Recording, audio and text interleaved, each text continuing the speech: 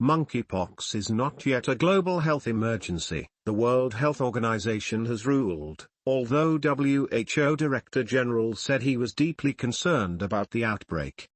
WHO said in a separate statement that although there were some differing views within the committee, they ultimately agreed by consensus that at this stage the outbreak is not a public health emergency of international concern.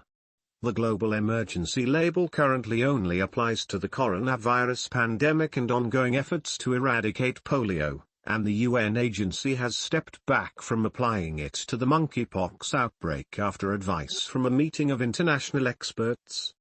There have been more than 3,200 confirmed cases of monkeypox and 1 death reported in the last 6 weeks from 48 countries where it does not usually spread, according to WHO.